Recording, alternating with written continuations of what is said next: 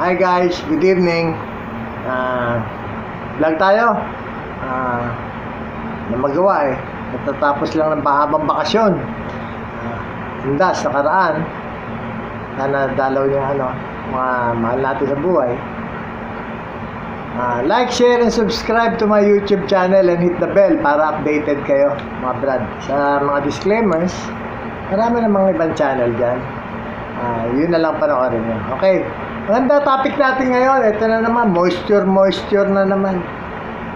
Pointing and something to do with pointing. Maganda to, maganda yung nagtanong sa akin, tumawag sa akin. Kasi American based Packer breeder and barkada ko. Nandito na ngayon. Tinatanong na marami, mga kaibigan ko, may iba rin yung yung moisture ng manok sa Amerika. Bakit mas marami ang gusto moisture ng mga American Packer kaysa sa moisture dito sa atin ng mga naglalaban dito?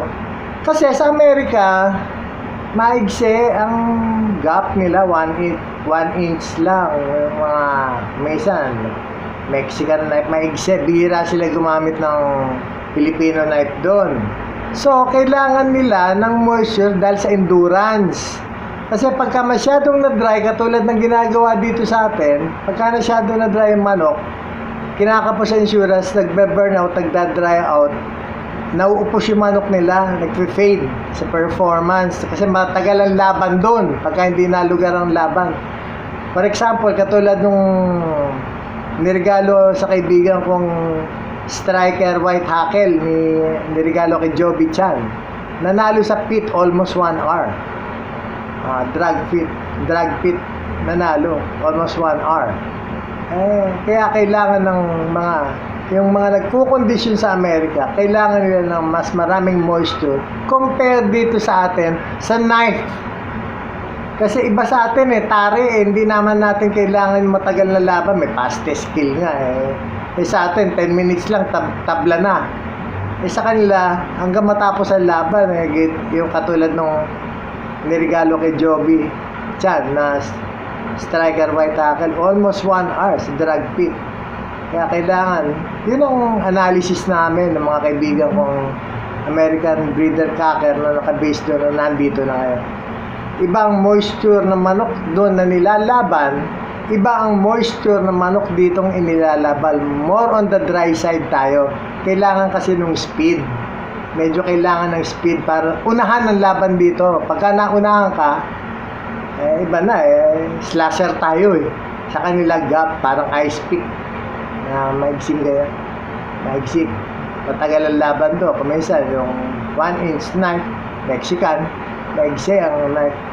Pero kuminsan pagka sa unang bakal na lugar din na tumama sa kalambutan na kili-kili, todas din. Pero bihira, pero usually kaya kailangan sa Amerika game ang manok mo.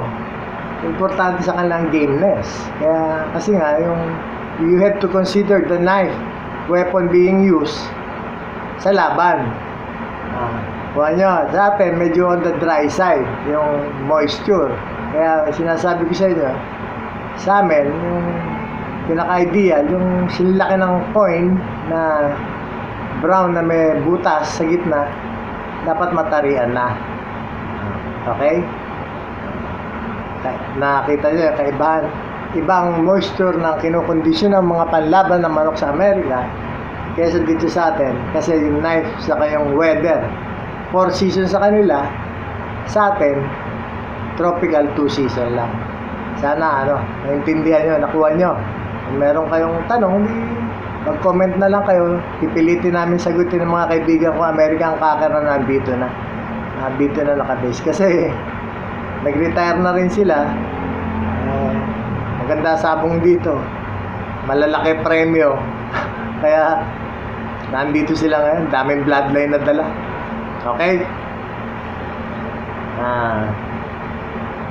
Team effort ang pagtataya ang pagsali sa malalaking event dito sa atin. Hindi katulad sa Amerika. Meron mga American Packer na sumali rito sa slasher noon pa way back. Nasolo niya lahat. Siya lahat. Hindi ako nagkakamali. Si Dan Gray yun. Siya lahat ang gumawa. Nag-condition, nag-heal, nag-tare, nag-bitiw. Solo katawan. Mga panahon pa nila, bodyman yun. Nila Ray Alexander. Alam ko si Dan Gray. Correct me if I'm wrong. Dito sa atin ngayon, kailangan iba yung nagpapakain hanggang sa 3 days before the fight, sa pointing, keeping.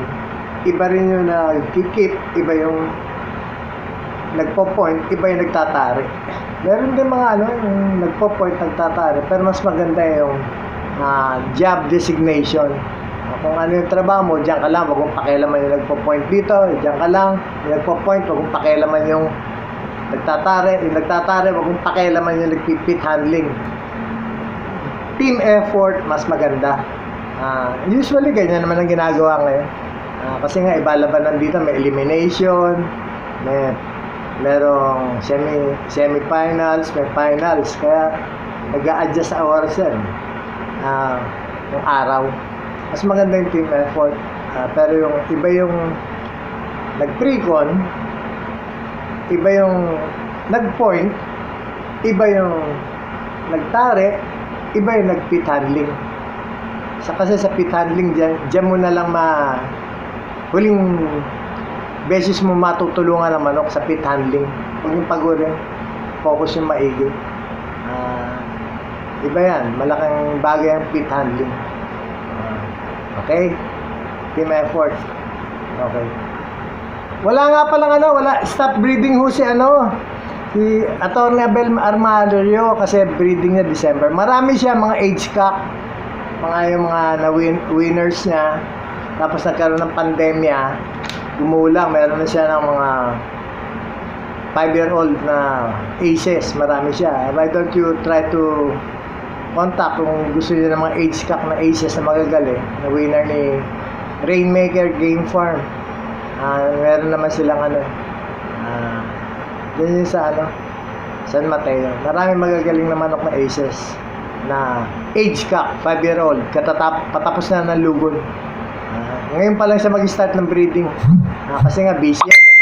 Hindi naman puro manok yan busy sa law practice niya, sa mga litigation, sa mga court hearing. Saka busy rin niya sa hobby niya, yung dragon boat. Mahilig sa dragon boat si Atty. Abel Armario. Hi, Abel. Ganon din si Raul Deodato Arellano ng Raka Game Farm. Stop breeding siya. Meron siyang ginagawang iba ngayon kasi painter yan. Magaling na painter yan. Siguro maraming siya. Maraming naka-commission na painting sa kanya ngayon. Pero yung mga bulik na Chito Reyes, meron siya. Sabihin ko sa inyo pag meron ng mga produce. Kasi hindi naman hobby, yan, mga hobby nila yan. Boy stuff. Yung pagmamanok. May mga ibang kabuhayan ng mga yan. Okay. Magaganda painting ni Raul. Anak ni pamangkin ni yung legendary watercolor painter na si Dodong Arellano. Meron mga libro yan sa National Bookstore, mga pintura, painting ng manok. Si Raul, uncle ni Raul yun. Panoorin niya, okay. Shoutout tayo Shoutout ko muna nga pala si Macmac Yuinko, Jerry Bartolay, Enteng Makaraig, Celia Polenco, Eric Caro. Congratulations guys, pati si Jing Villabert, Imelda Alabado, mga kaibigan ko. Congratulations. Sana makapagsilbi kayo na maayos. Dali lang naman yan, gawin nyo lang ang tama. Okay, shoutout pa sa iba. Kagawad Carabiles ng Kasinggan, Pangasinan. Marami tayong kaibigan dyan sa Pangasinan. Si Jimmy Lacquiao, brother Jimmy Lacquiao. Edgar R. Robles, Baras Rizal, yan. Laging naka-tune yan na pinanonood yan. Christian ng Blumentritt Extension, shoutout kita Brad, mabuhay. Happy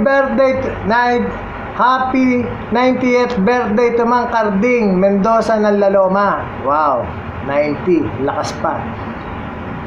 Mabuhay ka Mang Carding. Happy birthday to Rica de Dumlao Alfonso. Daughter-in-law ko. Happy birthday Rica. And Joseph SB2 ng Pangasinan. Harold Taruk. Shoutout kita Brad. Saka RDR 64 Game Farm ng Bulacan. Okay? Please support all our local orphanage. Magpapasko mga Brad, tulungan natin sila. Yung mga bag gusto nyo ibalato sa akin, direktan nyo na lang. Okay naman ako, nakakaras. Huwag naman kayo ma-offend. I-donate nyo na lang sa mga orphanage. Yung gusto nyo ibalato, nagchat-champion ng mga tumatawag sa akin. Pasensya na hindi naman ako gano'n, pero okay naman ako. Thank you sa mga nakakaalala at magpapasalamat sa akin sa mga nananalo at nagchat-champion. Pati yung cancer ward, tulungan natin, mga children, infant cancer ward, tulungan natin. Home for the aged, tulungan natin sila. Please don't cut trees. Let's plant more trees. Let's keep it green and